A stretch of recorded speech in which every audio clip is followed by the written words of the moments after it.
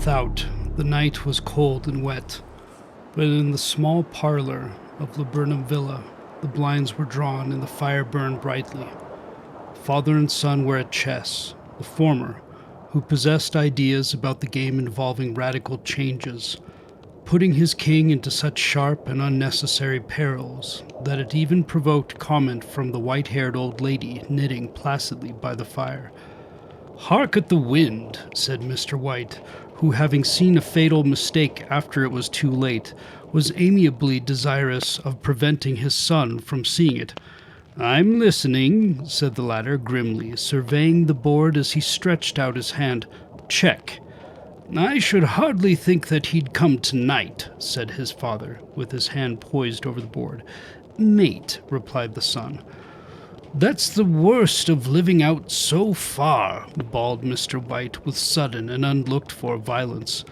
"Of all the beastly, slushy, out-of-the-way places to live in, this is the worst. Pathway's a bog, and the road's a torrent. I don't know what people are thinking about. I suppose because only 2 houses in the road are let, they think it doesn't matter." "Never mind, dear," said his wife soothingly. "Perhaps you'll win the next one." Mr. White looked up sharply just in time to intercept a knowing glance between mother and son. The words died away on his lips, and he hid a guilty grin in his thin gray beard. "There he is," said Herbert White, as the gate banged too loudly and heavy footsteps came toward the door. The old man rose with hospitable haste, and opening the door was heard condoling with the new arrival.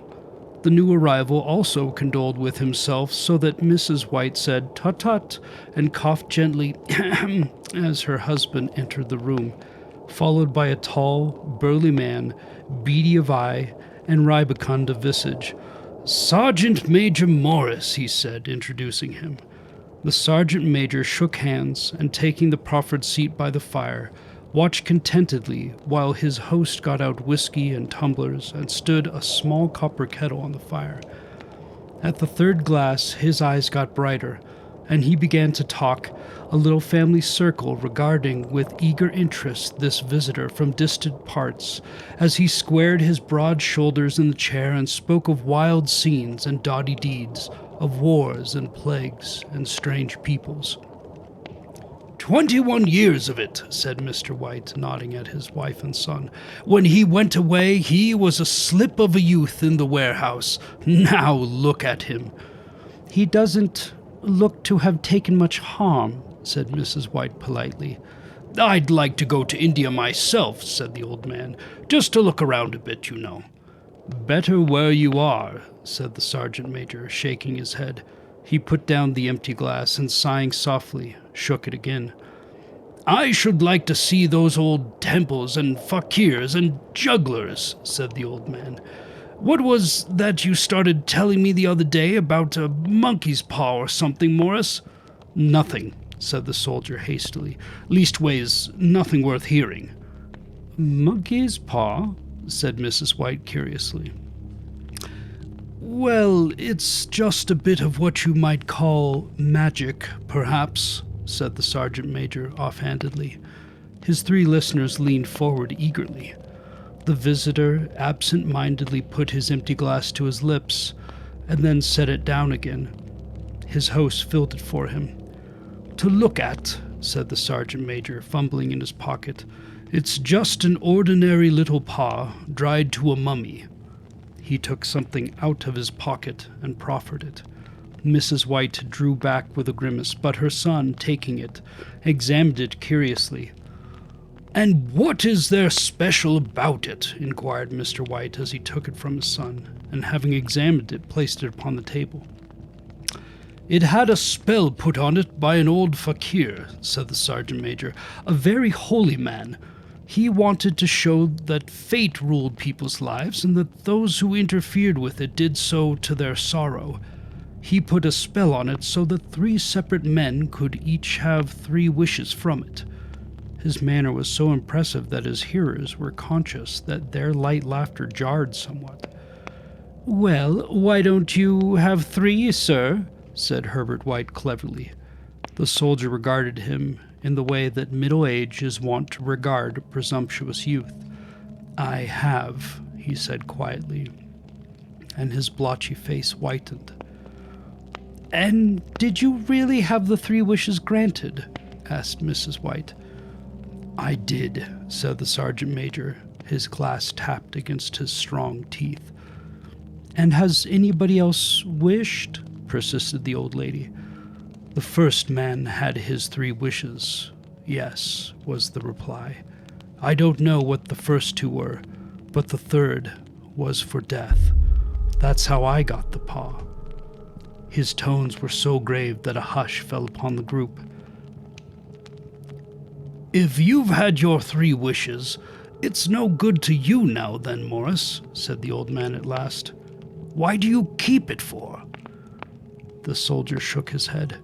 "Fancy, I suppose," he said slowly. "I did have some idea of selling it, but I don't think I will. It has caused enough mischief already. Besides, people won't buy. They think it's a fairy tale, some of them. And those who do think anything of it want to try it first and pay me afterward." "If you could have another 3 wishes," said the old man, eyeing him keenly, "would you have them?" "I don't know," said the other. "I don't know." He took the paw, and dangling it between his forefinger and his thumb, suddenly threw it upon the fire.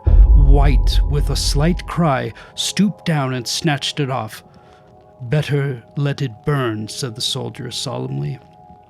"If you don't want it, Morris," said the other, "give it to me." "I won't," said his friend doggedly. "I threw it on the fire. If you keep it, don't blame me for what happens. Pitch it on the fire again like a sensible man."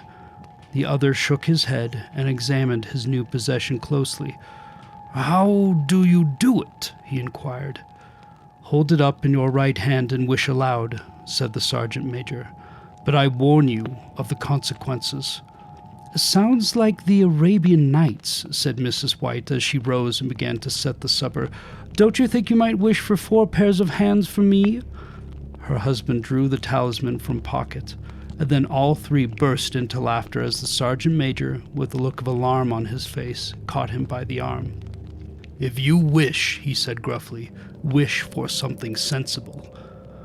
Mr. White dropped it back in his pocket and, placing chairs, motioned his friend to the table.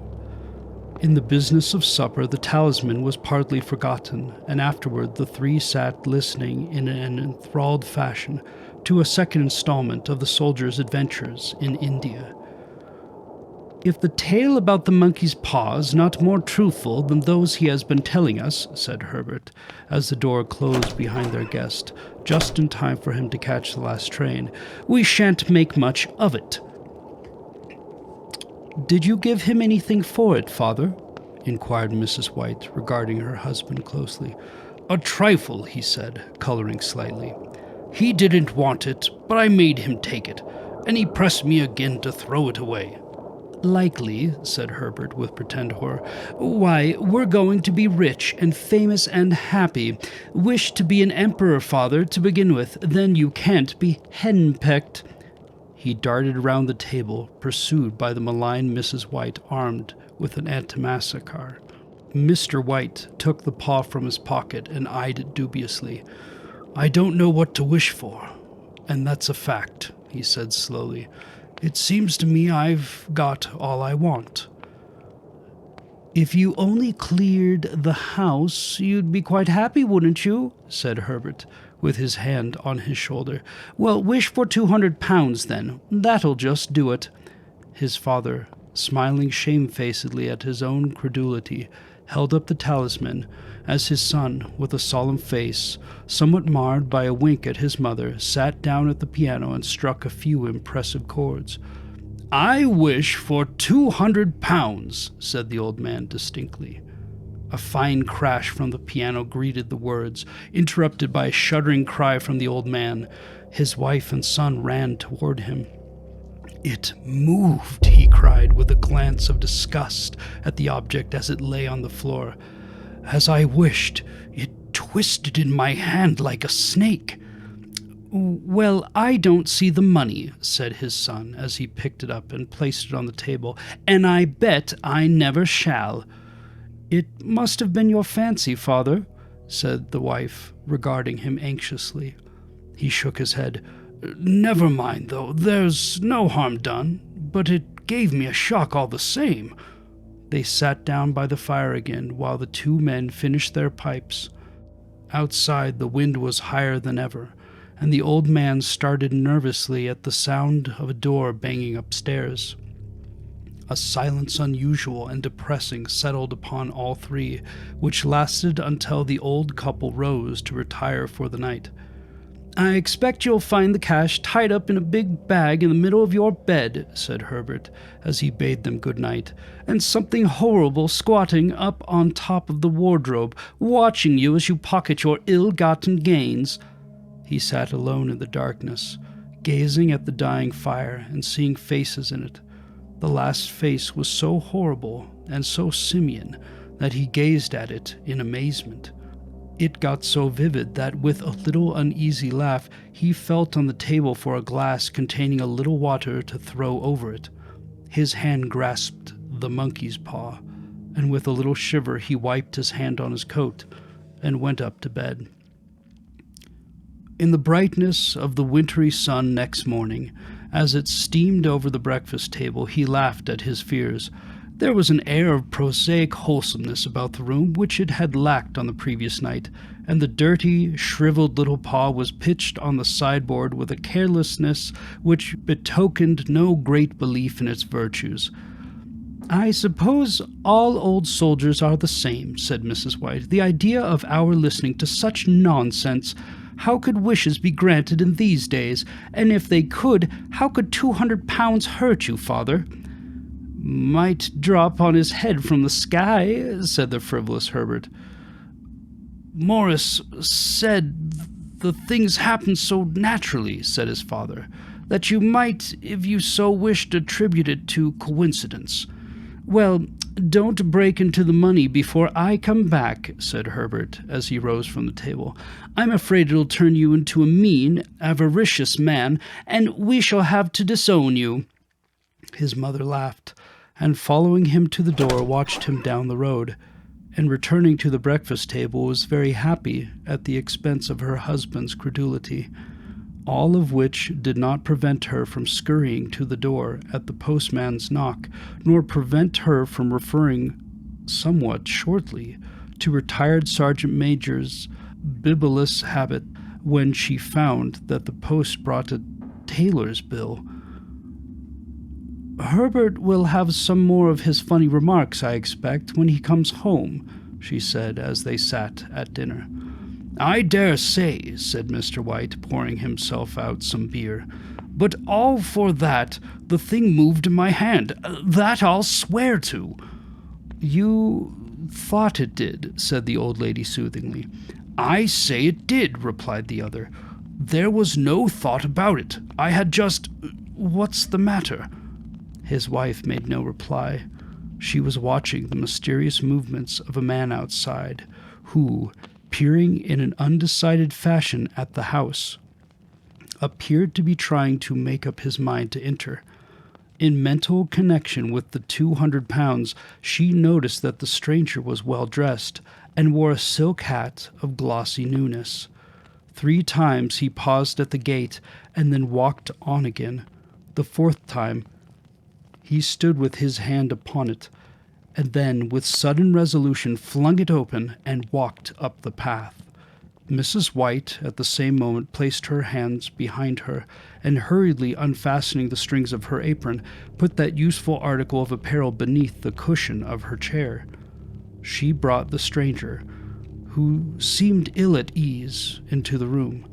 He gazed at her furtively, and listened in a preoccupied fashion as the old lady apologized for the appearance of the room and her husband's coat, a garment which he usually reserved for the garden. She then waited as patiently as her sex would permit for him to broach his business, but he was at first strangely silent. I was asked to call, he said at last, and stooped and picked a piece of cotton from his trousers. "I come from Ma and Megan's." The old lady started. "Is anything the matter?" she asked breathlessly. "Has anything happened to Herbert? What is it? What is it?" Her husband interposed. There, mother," he said hastily. "Sit down and don't jump to conclusions. You've not brought bad news, I'm sure, sir."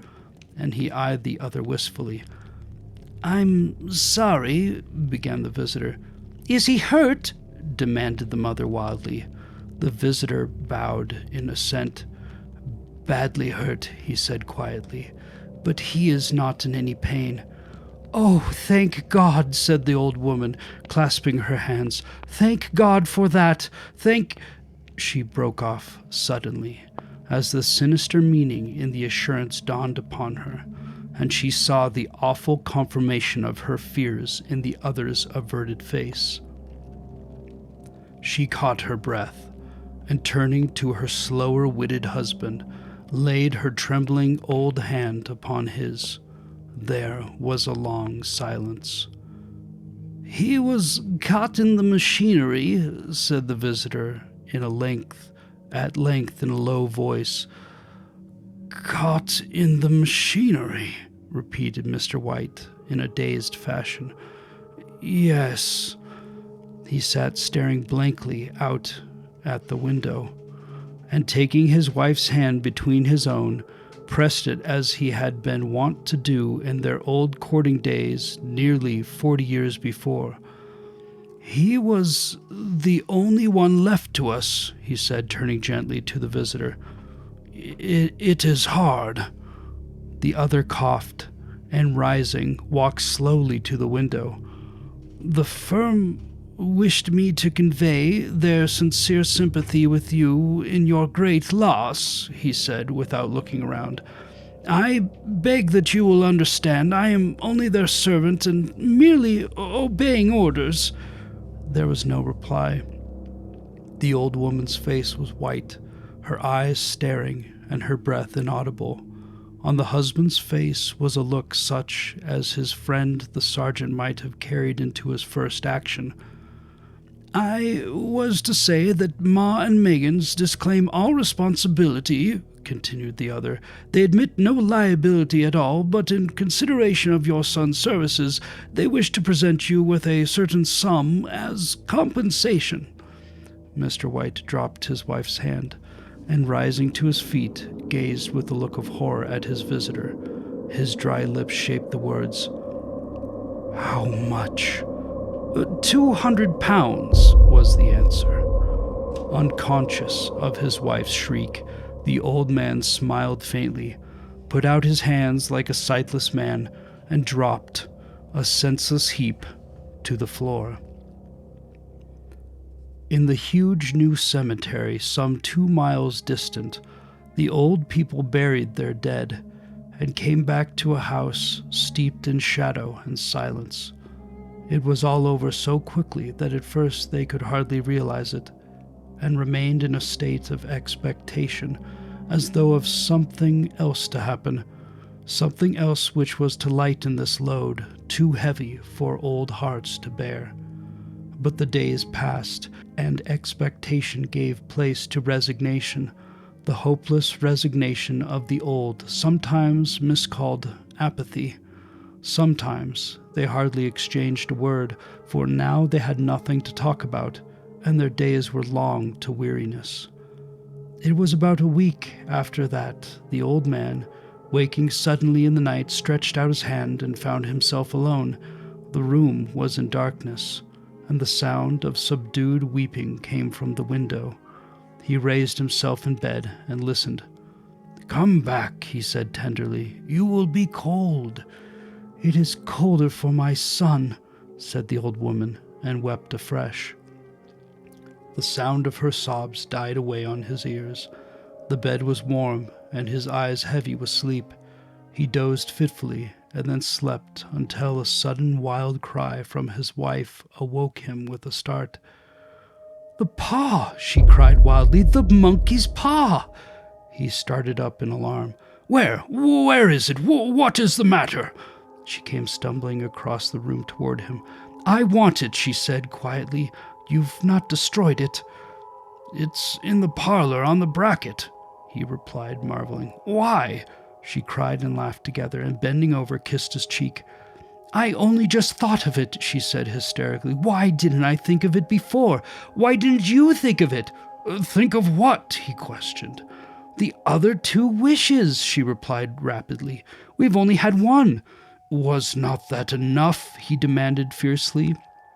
"No," she cried triumphantly. "We'll have one more. Go down and get it quickly and wish our boy alive again." The man sat up in bed and flung the bedclothes from his quaking limbs. "Good God, you are mad!" he cried aghast. "Get it," she panted. "Get it quickly and wish. Oh, my boy, my boy!" Her husband struck a match and lit a candle. "Get back to bed," he said unsteadily. "You don't know what you're saying." "We had the first wish granted," said the old woman feverishly. "Why not a second?" "A coincidence," stammered the old man. "Go and get it and wish," cried his wife, quivering with excitement. The old man turned and regarded her, and his voice shook. "He has been dead 10 days, and besides, I would not tell you else, but I could only recognize him by his clothing. If he was too terrible for you to see then, how now?" "Bring him back," cried the old woman, and dragged him toward the door. "Do you think I fear the child I have nursed?" He went down in the darkness and felt his way to the parlor and then to the mantelpiece. The talisman was in its place, and a horrible fear that the unspoken wish might bring his mutilated son before him ere he could escape from the room seized upon him, and he caught his breath as he found that he had lost the direction of the door. His brow cold with sweat, he felt his way round the table and groped along the wall until he found himself in the small passage with the unwholesome thing in his hand. Even his wife's face seemed changed as he entered the room. It was white and expectant, and to his fears seemed to have an unnatural look upon it. He was afraid of her. "Wish!" she cried in a strong voice. "It is foolish and wicked," he faltered. "Wish!" repeated his wife. He raised his hand. "I wish my son alive again." The talisman fell to the floor, and he regarded it fearfully. Then he sank trembling into a chair as the old woman, with burning eyes, walked to the window and raised the blind. He sat until he was chilled with the cold, glancing occasionally at the figure of the old woman peering through the window. The candle end, which had burned below the rim of the china candlestick, was throwing pulsating shadows on the ceiling and walls until, with a flicker larger than the rest, it expired. The old man, with an unspeakable sense of relief at the failure of the talisman, crept back to his bed, and a minute or two afterward the old woman came silently and apathetically beside him. Neither spoke, but lay silently listening to the ticking of the clock. A stair creaked, and a squeaky mouse scurried noisily through the wall.